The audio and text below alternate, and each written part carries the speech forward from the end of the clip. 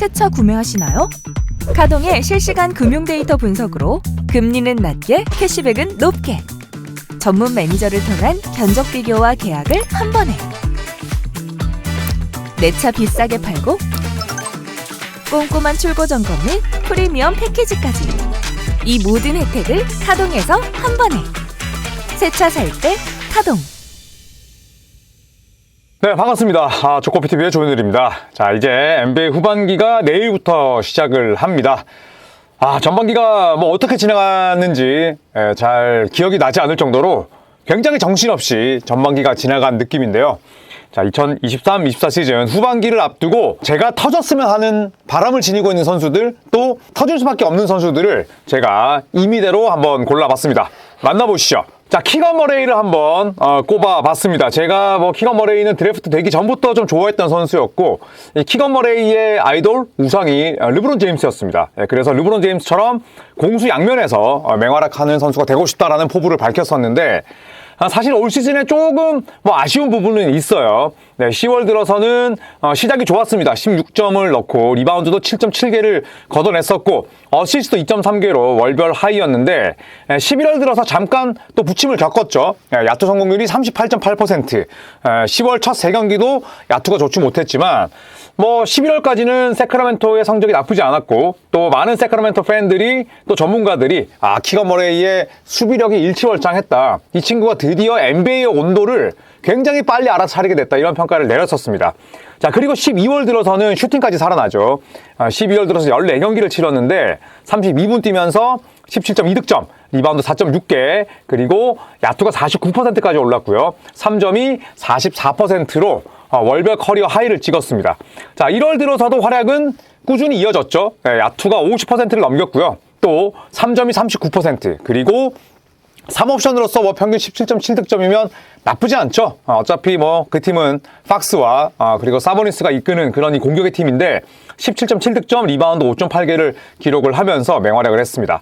자, 하지만 키건 머레이의 2월이 굉장히 아쉬웠어요. 세크라멘토도 졸전을 거듭했었고, 물론 전반기 마지막 경기였던 덴버 너게츠전을 이기긴 했습니다만, 이 키건 머레이가 상당히 부진했죠. 7.8득점에 리바운드 4.1개, 야투가 37.9%, 그리고 3점이 17.6%에 그쳤습니다. 이렇게 키건 머레이의 월별 성적을 보면 굉장히 좀 기복이 심했으면 알 수가 있죠. 이것도 사실 어쩔 수 없는 부분이기도 합니다. 키건 머레이가 포스트업을 잘한다든지 아니면 아이솔레이션 능력이 뛰어나진 않잖아요. 그렇다고 해서 피켓롤 헤비 볼핸들러로 나설 수도 아직은 없는 노릇이다 보니까 좀 기복은 타고 있습니다만, 이 친구가 기본적으로 수비력이 좋은 선수고, 그리고 체격 조건도 남들보다 밀리지 않기 때문에 충분히 투웨이 플레이어로 성장할 수 있는 기반은 마련되어 있다라고 생각을 합니다.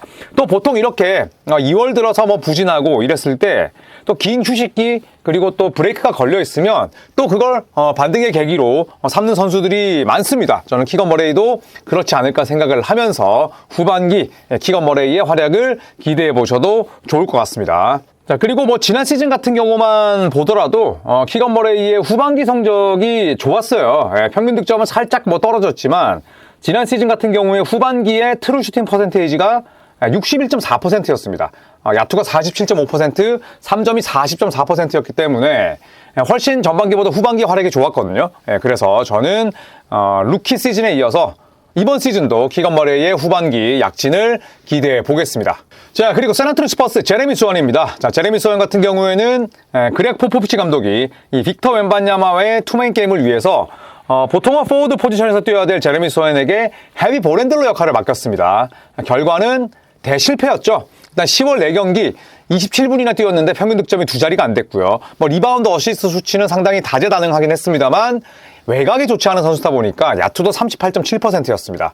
11월 들어서는 조금씩 적응을 해갔죠. 평균 득점도 12점을 넘겼고 어시스트 4.5개로 월별 커리어 하이, 야투와 3점도 커리어 하이였습니다. 자, 그래서 샌안토니 스퍼스의 성적은 또 승률은 곤두박질 치는 와중에 제레미 소엔이 조금씩은 살아나는구나 라는 이야기를 했습니다만 12월 들어서 다시 기록이 폭락합니다.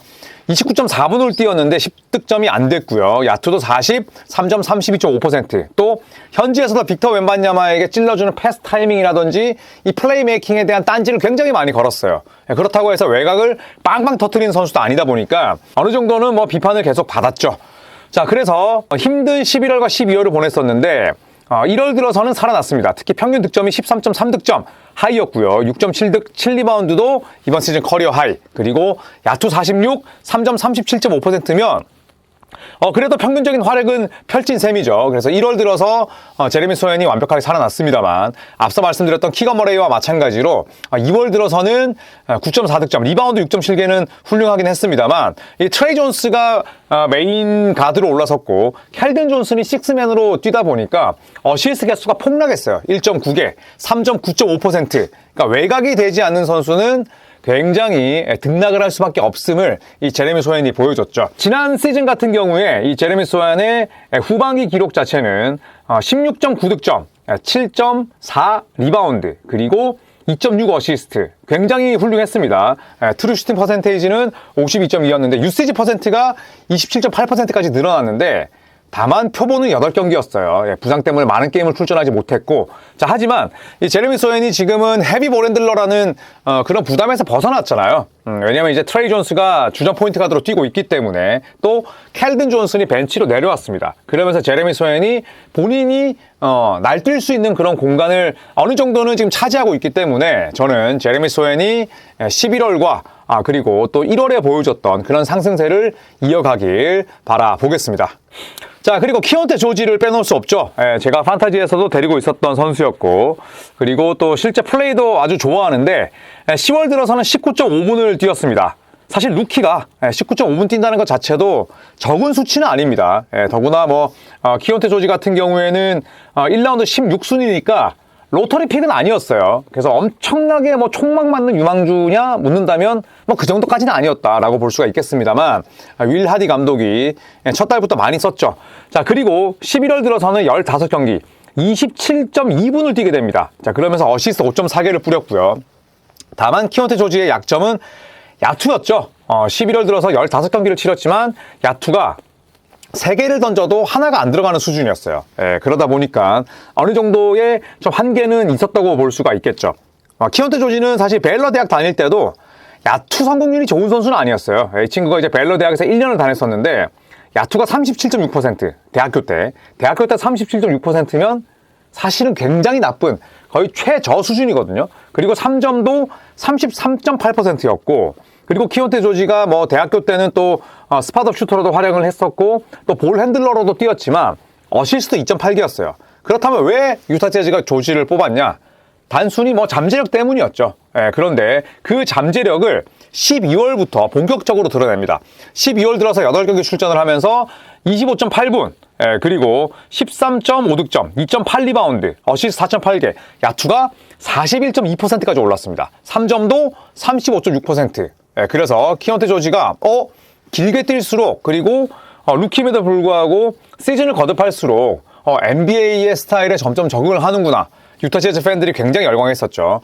자, 1월 들어서는 크리스턴이 주전으로 올라섰고 크리스턴 그리고 콜린 섹스턴 이 두 명이 주전 그리고 키온테 조지 그리고 조던 클락슨이 벤치로 나서면서 다시 출전 시간은 좀 떨어졌어요. 11.1득점, 야투도 39.1%로 낮아졌습니다. 자, 하지만 2월 들어서 크리스턴이 다시 벤치로 내려오고 키온테 조지와 콜린 섹스턴으로 주전 라인업을 구성하면서 출전 시간이 늘어났어요.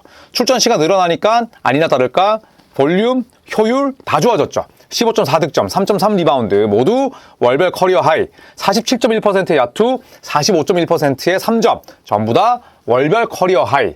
그래서 골든스테이트 워리어스와의 마지막 경기에서는 3점 9개를 집어넣기도 했었고 그리고 대학에서도 사실 야투가 낮았지만 반대로 보자면 원앤던 1년만 마치고 NBA 온 선수잖아요. 그렇기 때문에 키온테 조지의 잠재력 실링은 상당히 높다. 그리고 유타 재즈가 장기적으로 봤을 때 물론 콜린 섹스턴 좋은 선수죠. 크리스턴 수비 잘하죠. 조던 클락슨 유타에 제일 오래 뛰었고 팬 페이버릿이죠. 하지만 궁극적으로는 키온테 조지를 키울 수밖에 없죠. 그렇기 때문에 저는 예상을 해보건대 3월 한 달은 키온테 조지의 출전 시간이 30분 이상이지 않을까. 그러면서 볼륨과 효율도 같이 올라갈 것이라고 확신을 합니다. 자, 그리고 제이든 아이비를 한번 살펴볼까요? 제이든 아이비, 자, 2년차를 맞이한 2022년 1라운드 5순위 출신의 슈퍼 유망주죠. 러셀 웨스브룩과 비교가 되기도 했었고요. 모든 디트로이트 팬들이 이 선수의 2년차 시즌을 기대하고 있었습니다만 큰 변수가 생겼습니다. 바로 몬티 윌리엄스 감독의 부임이었는데 이 몬티 윌리엄스 감독이 제이든 아이비를 주전으로 빼버렸어요. 주전에서. 그리고 완전히 폭망한 유망주인 킬리안 헤이즈를 주전으로 내보냅니다. 그러면서 제이든 아이비의 10월 첫 4경기 출전 시간이 20.3분이었어요. 이거는 진짜 억가당한 거거든, 사실. 루키 때도 잘했던 선수인데. 그런데 20.3분을 뛰면서도 괜찮았어요. 12.3득점. 야투랑 3점이 43.8%에 야투 47.5%니까 본인이 당연히 주전으로 뛸 줄 알았던 그 순간을 벤치로 내려가야 되는 좌절감에도 불구하고 잘했음을 알 수가 있죠. 자, 11월 들어서는 출전 시간이 소폭 상승했습니다만 여전히 벤치를 지킵니다. 11.6득점, 오히려 좀 떨어졌지만 야투가 52.4%였고요. 얼마나 신중하게 본인이 좀 눈치 봐가면서 농구를 했는지를 알 수가 있는 거죠. 자, 그리고 12월 들어서 디트로이트가 폭망하고 몬티 윌리엄스 감독에 대한 비난이 엄청나게 빗발치다 보니까 출전 시간이 많이 늘었어요. 네, 28.9분을 뛰면서 13.8득점, 4.4 리바운드. 야투가 좀 떨어지긴 했습니다만 이제 볼륨이 조금씩 늘어납니다. 그리고 1월 들어서 15경기는 29분까지 출전 시간이 올랐죠. 그러면서 17.1득점, 어시스트 4.7개로 월별 커리어 하이를 찍었죠. 야투도 45.2%로 회복을 했습니다. 자, 2월 들어서 7경기는 완전 팀의 주역이었습니다. 킬리안 헤이즈가 결국 트레이드 이후에 팀을 떠났고, 그리고 제이든 아이비와 케이드 커닝햄이 함께 호흡을 맞추게 되면서 월별 평균 득점이 21.3득점까지 올랐어요. 3점이 무려 47.6%. 한참 분위기가 좋았을 때 올스타 휴식기가 걸린 부분이 좀 아쉽긴 합니다만 얼마나 몬티 윌리엄스 감독이 제이든 아이비라는 선수를 써먹지 못했는지를 알 수가 있죠. 시간을 버린 거예요. 결국 킬리안 헤이즈에게 주전 자리 줬지만 지금 헤이즈는 디트로이트 디스하고 그다음에 디트로이트 유니폼을 벗었잖아요. 제이든 아이비가 그 고뇌의 시간들을 굉장히 잘 참았습니다. 그리고 또 제가 제이든 아이비에게 기대를 거는 부분, 지금 몬티 윌리엄스 감독으로부터 억가당하다가 출전 시간을 얻었고 지난 시즌에 루키였잖아요. 루키 때 후반기 기록이 엄청났습니다. 34.3분을 뛰면서 19.3득점, 그리고 7.1 어시스트, 그리고 트루 슈팅 퍼센테이지는 전반기보다 좀 떨어졌지만 지난 시즌 후반기에 3점도 36.4%, 자유투가 81.3%였어요. 평균 19득점에 7어시스트면 준수한 가드죠. 그래서 제이든 아이비가 이미 지난 시즌 후반기에도 아주 좋은 활약을 펼친 바가 있기 때문에 저는 윌리엄스 감독으로부터 신임을 얻은 올 시즌이라면 더욱더 폭발할 수 있지 않을까 그런 생각을 합니다. 제이든 아이비가 전반기에는 고전을 했습니다만 후반기 들어서는 그 잃어버린 스탯과 출전 시간을 다 채울 수 있지 않을까 생각을 해보겠습니다. 자, 그리고 디안드레 헌터입니다. 자, 디안드레 헌터 같은 경우에는 굉장히 부침이 심했습니다. 부상도 겪었고, 그리고 또 트레이드 루머도 있었죠. 자, 그래서 10월 4경기에서는 16.8득점, 야투 57.1%, 또 제일런 존슨이라는 3년차 선수와 함께 잠재력을 빵 터뜨렸어요. 그리고 11월 14경기도 견실한 활약을 펼쳤습니다. 그렇게 모나지도 않고, 그렇게 뛰어나지도 않지만 그래도 훌륭한 활약을 펼쳤죠. 그리고 12월 들어서도 웬일로 건강을 계속 유지했어요. 16경기 뛰면서 16득점, 그리고 리바운드는 키나 운동량에 비해서 잡지는 못했지만 야투 46.7, 3점 54.2%. 굉장히 좋은 활약 펼쳤습니다. 자, 하지만 1월 들어서 결국에는 부상을 입었어요. 디안드레 헌터의 가장 큰 약점은 잦은 부상이거든요. 그래서 1월 들어서는 한 경기, 그리고 2월 들어서도 부상에서 복귀해서 서서히 출전 시간을 늘려가고 있습니다만 출전 시간은 23분이었어요. 16.3득점, 3.3 리바운드. 그래도 부상 직후에도 야투 성공률은 굉장히 좋았죠. 51.7%에 3점 50%였습니다. 보통 이 디안드레 헌터가 NBA에서 237경기를 뛰었는데 전반 기록과 후반 기록이 거의 대동소이해요. 오히려 후반기 기록이 좀 소폭 떨어지는 감이 있는데 제가 왜 디안드레 헌터가 후반기 들어 살아날 것이냐 보냐면 일단 디안드레 헌터도 트레이드 루머에 계속 시달렸습니다. 연장 계약을 맺었음에도 불구하고 제일런 존슨이라는 선수가 또 빵 터져 버렸고 또 디안드레 헌터는 반대로 계속 줄곧 부상을 입었었으니까 계속 트레이드 루머에 이름을 올렸습니다만 어쨌든 디안드레 헌터가 그래도 지난 시즌에 67경기나 뛰었습니다. 이게 커리어 하이였고요. 그 전 두 시즌 동안은 합계 76경기밖에 못 뛰었거든요. 2년 동안 76경기 뛴 거니까 굉장히 부상이 많았음을 알 수가 있죠. 그런데 올 시즌도 물론 1월과 2월에 부상으로 고전하긴 했습니다만 몸 상태를 완벽하게 회복을 했고, 그리고 올 시즌에 뭐 부침을 겪는 와중에도 3점이 42.1%로 커리어 하이예요. 그리고 평균 성공 개수가 무려 2개입니다. 그리고 자유투 성공률이 89.4%, 커리어 하이. 슈팅에 대한 장착이 올 시즌에 완벽히 됐다는 점이죠. 그래서 저는 디안드레 헌터가 다치지만 않는다면 또 로스터 연속성을 가지고 갈 수 있는 이 후반기 일정을 감안했을 때 저는 디안드레 헌터가 그 어느 때보다 훌륭한 후반기를 보낼 수 있으리라 자신합니다. 디안드레 헌터는 딱 하나죠.